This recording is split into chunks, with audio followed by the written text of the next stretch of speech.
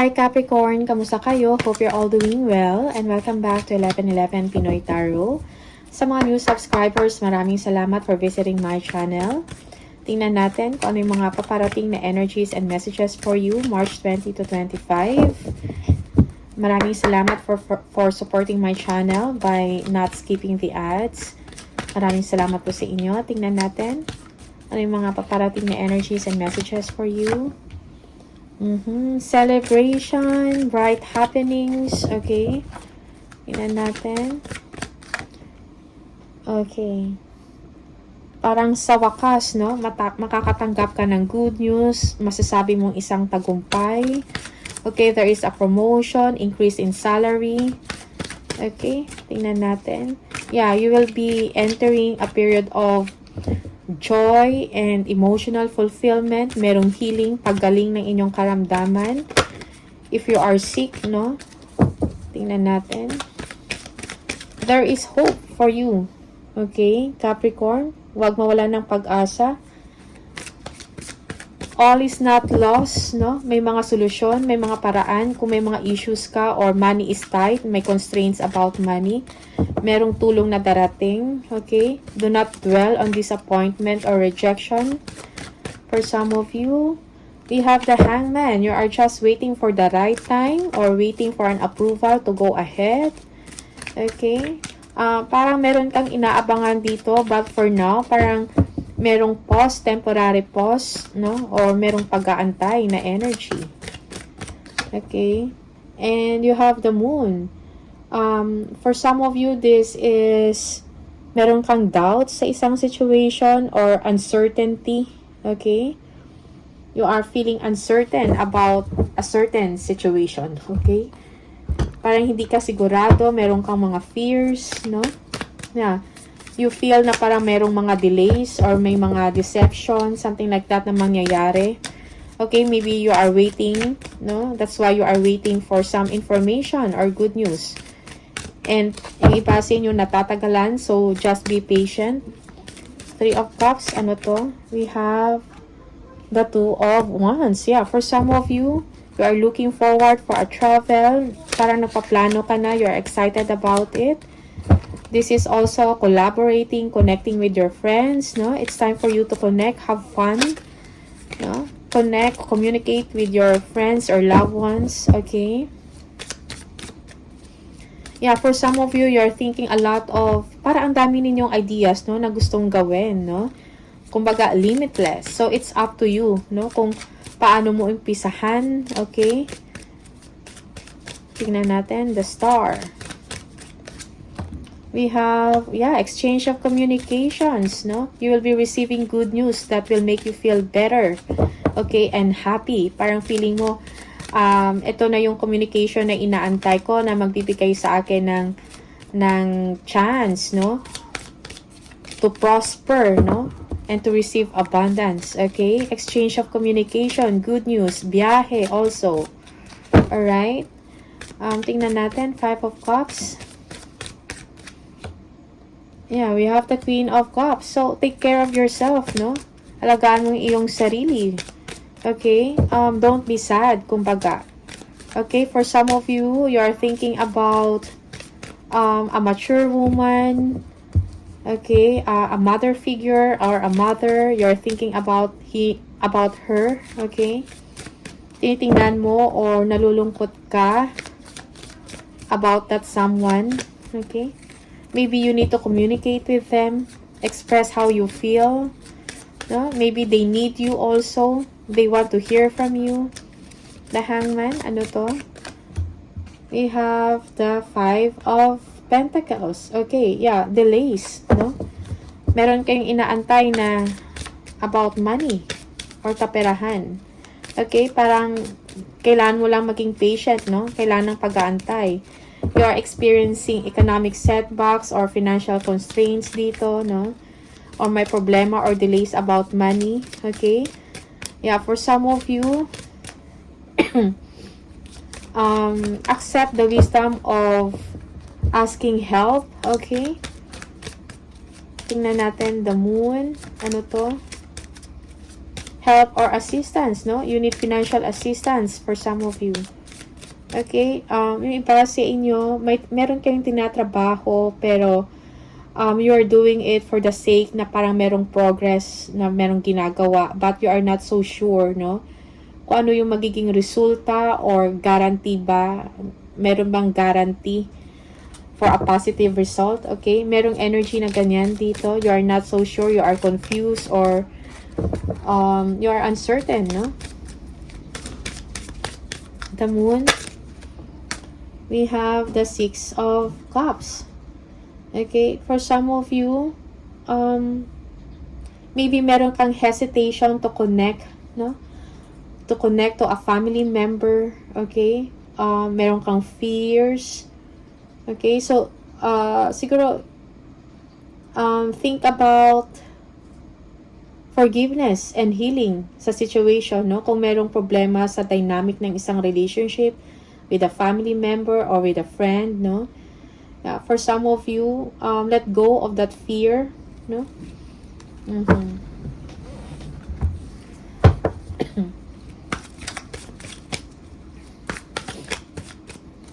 Tingnan natin, ano to?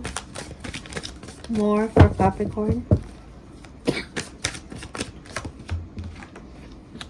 Okay, Seven of Wands. Protect what you have, you know? Protect what you have created. For some of you, may mga frustrations ka sa work. Okay, but you will be able to overcome yung mga frustration na yan. You are on top of the situation. Parang alam mo kung ano yung mga dapat gawin, ano yung mga kailangan mong gawin to defend yourself, to protect your work, something like that. Okay?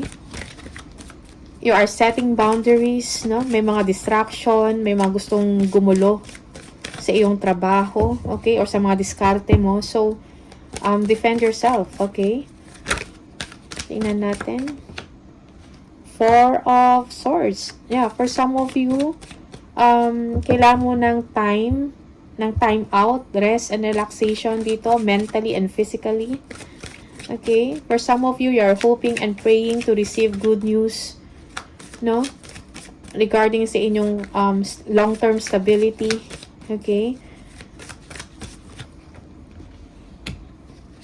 Peace of mind and contentment. Okay? For some of you, you are free from worry about money. Mayroong security dito or good money na darating sa inyo. You will be financially independent and successful. Okay? Three of Pentacles. Yeah, you are learning, no? Skills from a mentor, from a boss, from a teacher. Okay? Na makakatulong sa inyong trabaho, no? Or to i-improve pa, or to improve your work, okay? For some of you, this is about teamwork, no? Yung performance mo is nare-recognize, no? Yeah. Tingnan natin. Parang yung galing mo napapansin, no? Napapakinggan ka. Okay? Tingnan natin.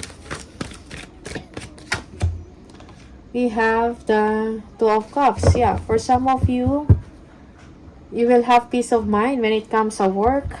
Okay? Or kung meron kang negosyo, parang merong collaboration dito, merong stability, you value the partnership. Okay? Tingnan natin. Ano to? For some of you, merong planning or discussion dito about a meeting. Okay? Yeah, tingnan natin. Yeah, for some of you, this is a new contract, a new project na makukuha mo, no? This week, a new client or a new customer. Okay? Seven of Wands. Ano to? You have the Ten of Wands. Yeah. So, protektahan mo ang inyong mga pinaghirapan. Yung iba sa inyo, konting push pa at ma-achieve mo din, no? Ma-achieve mo din yung gusto mo. Okay? Or ma-accomplish mo din yung gusto mong maabot, alright? For some of you, parang meron kayong mga hinahabol na mga deadlines. Okay, you are stressed already sa work mo. So, konting tiis pa, matatapos din yan, okay, successfully. Four of Swords, ano to? We have the World, yeah. There is a completion of a project, no? Merong achievement dito, your hard work will be paid off, no? Yeah. Okay? Yung effort ninyo will be recognized. This is an achievement, a milestone. For some of you, meron kayong bakasyon, no? International. Alright? Parang bakasyon, no? It's time for you to take a vacation, to take a rest, no? After sa mga hard work or mga responsibilities na nagawa mo, mga roles mo, okay? Nine of Pentacles, ano to? Ace of Wands, yeah, there is a success, a breakthrough when it comes to your money. Merong money gain dito, okay? There will be a new beginning for you, expansion and growth ng inyong opportunity or pera or ng inyong trabaho, okay? Career advancement also, okay? So, you will be feeling good, no? Parang success. For some of you, yung hard work ninyo, parang masusuklian ito ng isang magandang tagumpay at merong money gains dito. Okay? Increase of money. You will be receiving commission or incentives. You will be receiving an award or reward. Three of Pentacles. Ano to? Oops.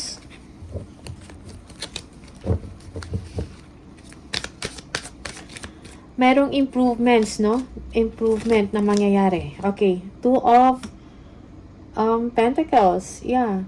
There is a change, no? When it comes to your money status, no? Sa lifestyle mo. For some of you, are doing a lot of things at once, kumbaga. Okay? You are multiple or juggling multiple ideas, situation, okay? Multitasking, no? Parang madami kayong tatrabahuhin or gagawin. You're doing balancing act in terms of your time and money, okay, or resources and effort. Two of Cups, ano to? Yeah, Knight of Cups, no? So, be confident also kung meron kang bagong project na tinatrabaho. Okay, be confident na makuha mo to yung agreement na to. Or yung dealings na to. Okay, merong negotiation dito. So, just be confident. You are thinking big. You want something big. Kailangan ng hard work and dedication. Alright? Kailangan ng action.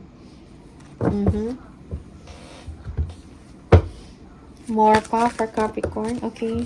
We have the Lovers. Okay. For some of you, romance is building again within a marriage or within a relationship. Or meron kayong mga desisyon na kailangan gawin when it comes sa inyong romantic relationship or situationship. Okay?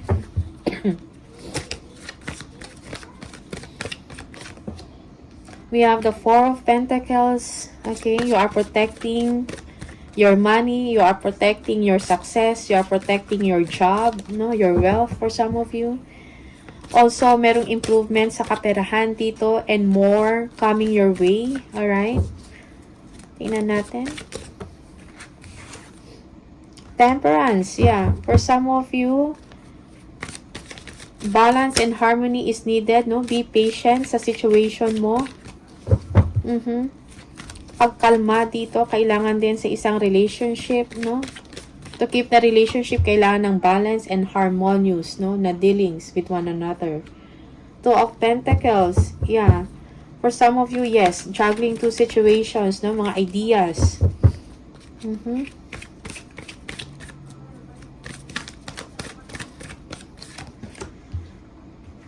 Okay, and work.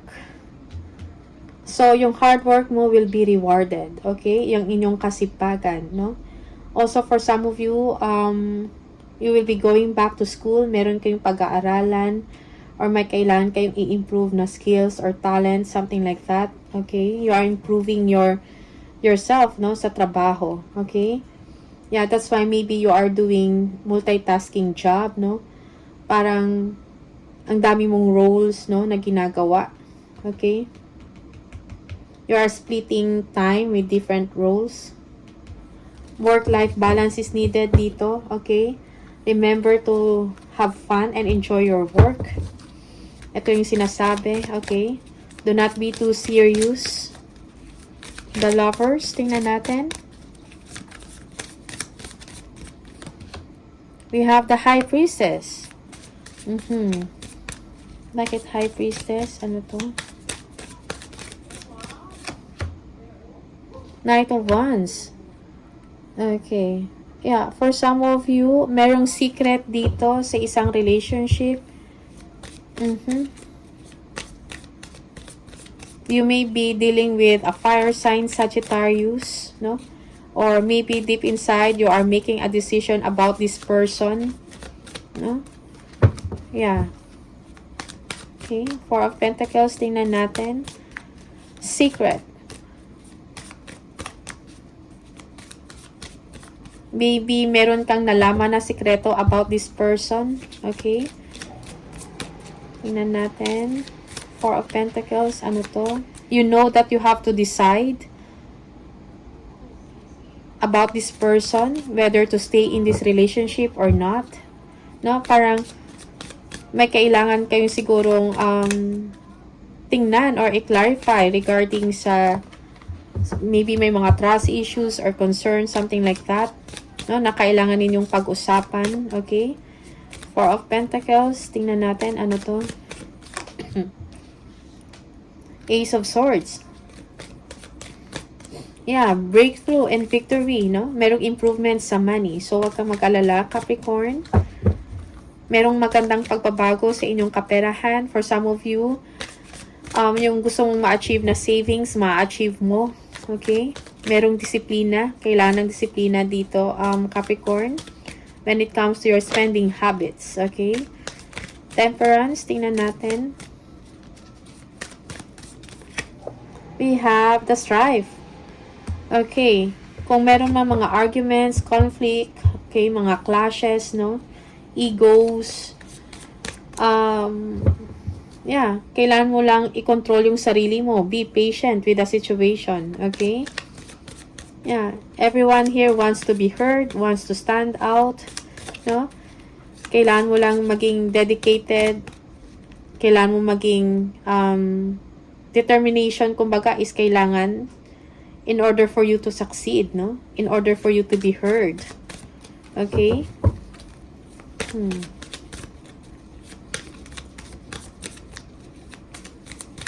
Merong competition din dito. Okay? Two of Pentacles. Ano to?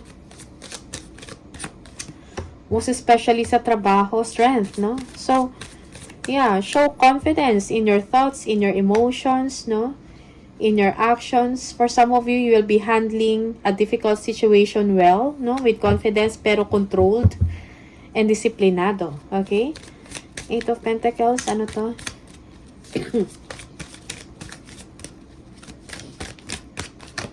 We have the Eight of Cups. Yeah. Okay, so for some of you, you desire for something better, no? Sa trabaho. Okay, it's time for you also na siguro mag-isip ka pa ng iba pa mga pwede mong pagkakitaan. Okay, by learning new skills dito. Yeah. For some of you, kung meron kayong problems about money, alright, hard work is needed, action is needed, dedication sa trabaho. Okay? Tingnan natin ano pa yung mga additional message for Capricorn.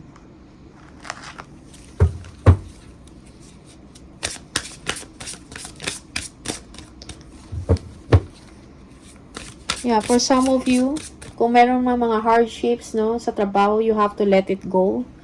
In a sense na let go para mag-heal ka, okay, mag-progress sa trabaho. Kung meron mga disappointment, huwag masyadong pansinin yung mga conflict, yung mga taong yeah, parang merong competition no? So, i-ignore mo yon. Just focus lang sa trabaho mo, sa goal mo, kumbaga, okay? In order to heal and to progress. Tingnan natin. Additional message for Capricorn.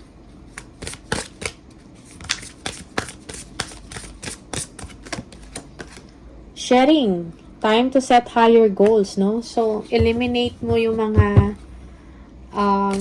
bagay na hindi makakabuti para sa'yo, sa well-being mo.